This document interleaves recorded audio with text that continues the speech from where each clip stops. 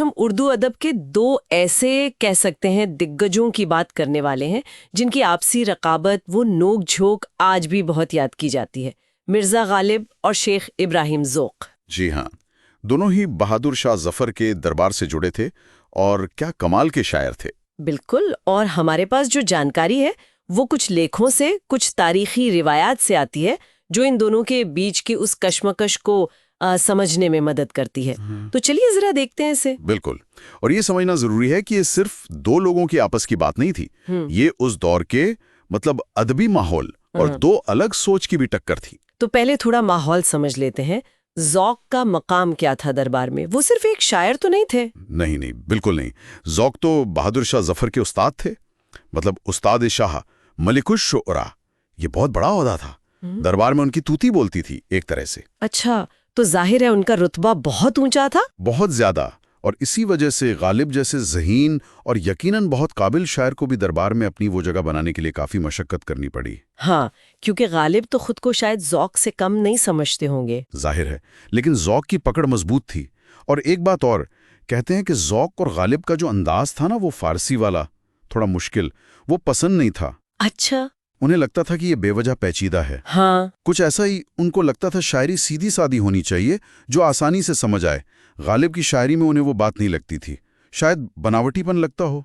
और यहीं से फिर वो किस्से शुरू होते नोक झोंक वाले। हाँ हाँ, बिल्कुल। एक बड़ा मशहूर है जब ज़ौक़ ने गालिब पर तंज किया था, कुछ इस तरह। हाँ, वो शेर था, बना है शाह का मुसाहिब, फिरे है इतराता, वगरना शहर में गालिब की आबरू क्या है। ओहो, मतलब सीधा निशाना के बादशाह के करीबी हो गए तो इतरा रहे हो, वरना शहर में तुम्हारी क्या इज्जत है। बिल्कुल। और गालिब कहाँ पीछे रहने वाले थे, उन्होंने भी जवाब दिया। हालांकि वो शेर थोड़ा अलग तरह का है, उसमें भी कई परतें हैं। हाँ, गालिब का जवाब तो हमेशा मतलब सोचने पर मजबूर कर देता था। जी। एक और मशहूर नोकझोंक का जिक्र आता है, हालांकि उसके अल्फाज पर थोड़ी बहस है, लेकिन भाव यही था कि गालिब कह रहे थे कि ज़ौक़ की शायरी की ऊपरी चमक देखकर लोग धोखा खा जाते हैं। अच्छा, जैसे किसी बीमार के चेहरे पर जरा सी लाली आ जाए तो लोग समझे कि सेहतमंद हो गया। मतलब गहराई नहीं है, बस सतही चमक है। वाह क्या जवाब। तो ये सिर्फ दरबार में जगह की लड़ाई नहीं थी, ये तो शायरी के अंदाज की भी लड़ाई थी। सही कहा, बिल्कुल। ये दो अलग स्कूलों की टक्कर थी, कह सकते हैं। ज़ौक़ जो थे वो रिवायती उर्दू शायरी जो उस वक्त ज्यादा पसंद की जाती थी, साफ सीधी जबान, उसके पैरोकार थे। हाँ, जिसका चलन था। बिल्कुल। और दूसरी तरफ गालिब थे जिन पर फारसी का गहरा असर था। उनकी शायरी में फलसफा मिलेगा, इंसानी जज्बात की पेचीदगियां मिलेंगी। मतलब उनकी शायरी थोड़ी दिमागी वर्जिश मांगती थी। हाँ, कह सकते हैं। उसे समझने के लिए थोड़ा रुकना पड़ता था, सोचना पड़ता था।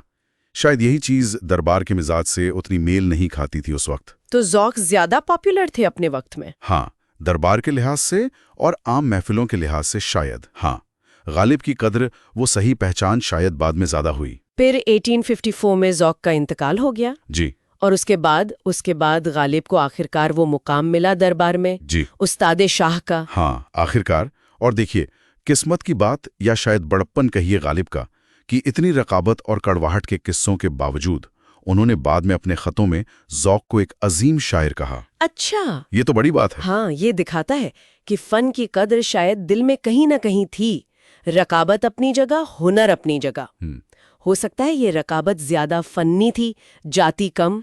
और ये किस्से, ये नोक-झोंक, ये आज भी उर्दू की दुनिया में जिंदा हैं। लोग चटकारे लेकर सुनते हैं। बिल्कुल, महफिलों में, किताबों में। और आपने वो गुलजार साहब वाली टीवी सीरीज देखी होगी, मिर्जा गालिब। हाँ हाँ, बिल्कुल। उसमें भी इन दोनों की रकाबत का जिक्र कितने अच्छे से दिखाया गया है।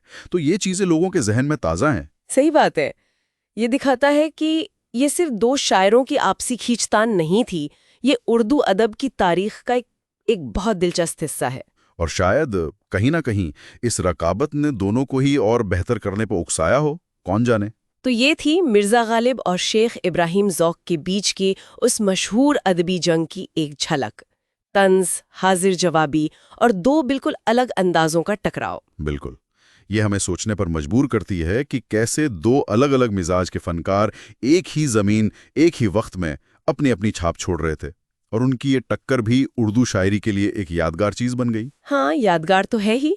जाते जाते एक सवाल शायद छोड़ा जा सकता है सोचने के लिए, कि क्या कलाकारों के बीच, फनकारों के बीच ये जो रकाबत होती है, ये हमेशा उनके फन को निखारती है, उन्हें बेहतर करने के लिए उकसाती है, या कभी-कभी ये सिर्फ कड़वाहट बनकर रह जाती है जो शायद उनके काम पर भी असर डालती हो?